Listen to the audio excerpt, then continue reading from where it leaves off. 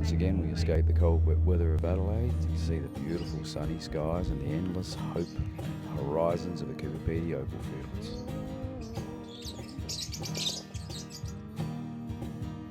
We head out to Donna's Rush just for a recce. See the water holes have been recently filled. We love going there and reminiscing and see this is what it was like when we were growing up. Hanging out in spots like this with eskies and good mates, and it's just nothing like it out back. Beautiful.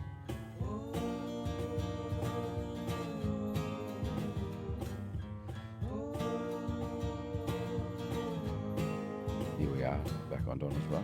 We can have a bit of a scratch around a couple of our old haunts and hopefully find some beautiful big opal.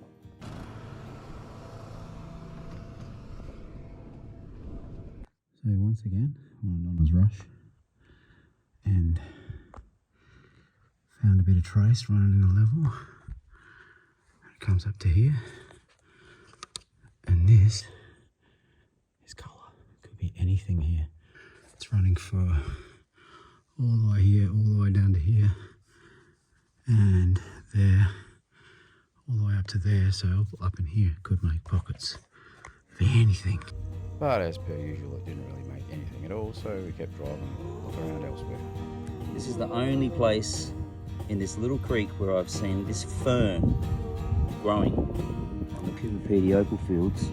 I've only ever seen it in this one little creek in this particular aspect. Oh, look, there's more. I don't know what species this is, but it only grows when it rains and then it disappears. Everywhere, but just where I've seen them one time before. There's only a few, and you won't see them pretty much anywhere else, I don't think. It is strange to see ferns in the middle of the desert, especially one little patch of them right next to that claim where I found some beautiful shells about 15 years ago. 16 mile over there. Oh, so here we are, down a claim that we mined about 23 years ago. I don't know if you can tell, but there's not much room down here. It's pretty pokey. And muddy as well. So, this is the joys of checking old claims. There's guys like that for ages. We dug all this out. By a bulldozer, not about for this spot.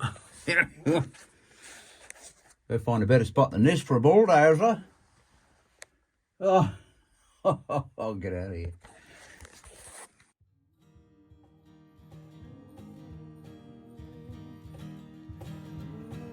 Having thoroughly reminded ourselves that pillarbashing is pretty bloody difficult, round the fire that night we decided to help a mate check a bit of colour that he's drilled in a couple of virgin shafts.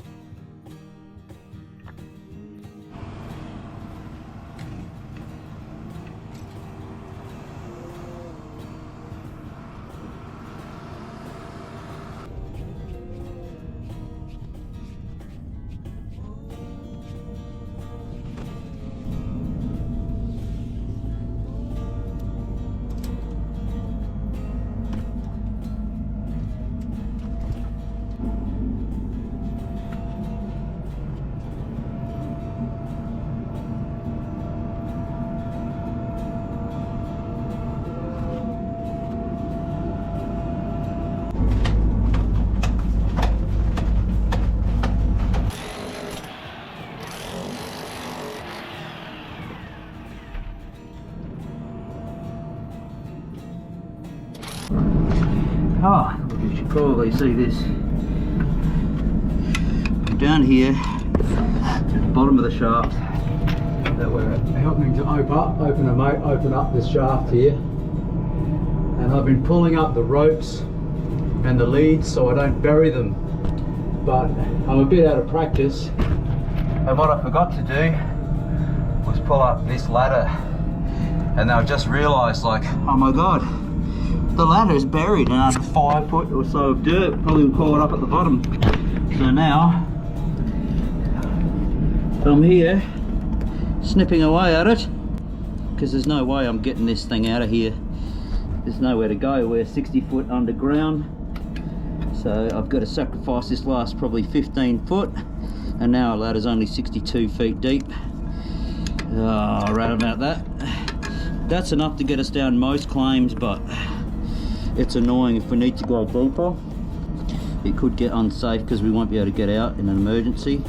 So we might have to organise something else, but unfortunately, I don't see any other way. I tried to attach it to the winch and pull it up, but it just stalled the winch, so bummer!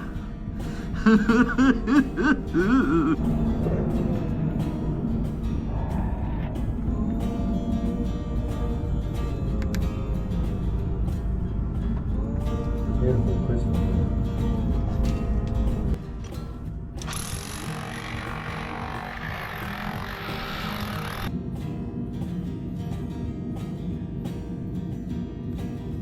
There were a few lovely shells, bits and pieces down there, but it's not exactly what you want to see in a virgin shaft where you're opening up. It's quite often an indication that you've hit more than likely an isolated little patch. It could open up into more, but we had to chase it because it was such a nice bit of colour. 5 hours of jack picking later and my eyeballs were pretty shocked as we do. Oh my god. See, this is real. This is real. This isn't Opal hunters where they pretend to get dust in their eyes. Damn it. But God bless Opal hunters. Oh my god.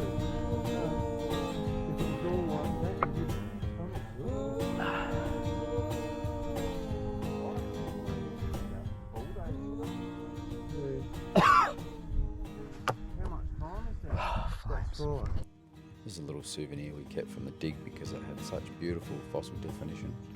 It's something that you rarely see in this particular type of shell. It's quite a nice bit, but not a lot of colour in it. It's not worth anything in terms of gem, but still a nice bit.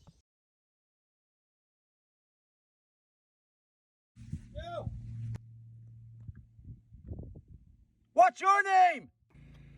Unbelievably, I managed to noodle up a bit of material with the black light. Even got a few chips that probably worth a few dollars.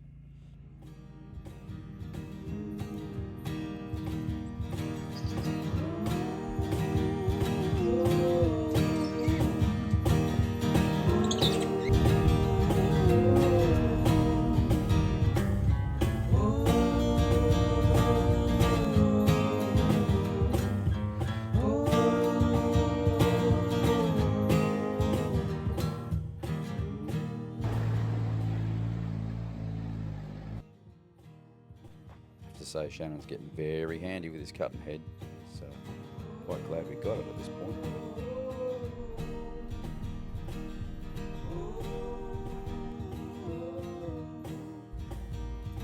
Amongst all the potch we've been chasing, we did manage to get one vertical that had some nice colour in it. It was mostly potch and colour, as you can see here. Nice bits of green, but the first time we found a decent size vertical, although it is relatively poor grade, but it had a few nice little bits of green and blue in it. It's encouraging. If it all turns into solid crystal, we'll be cracking out the fake beers and fake smokes. We do that anyway.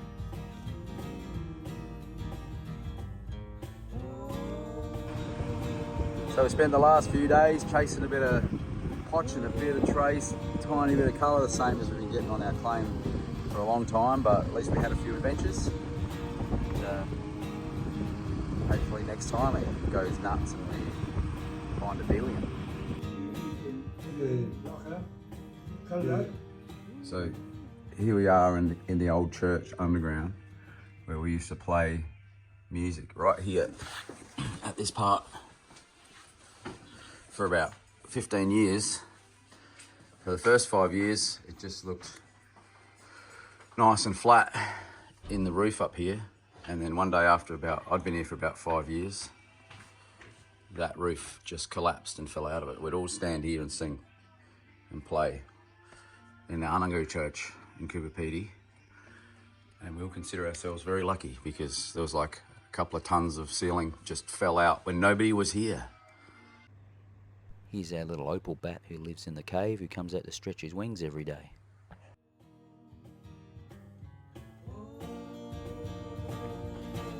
Butts and pieces, probably wages. Can't complain.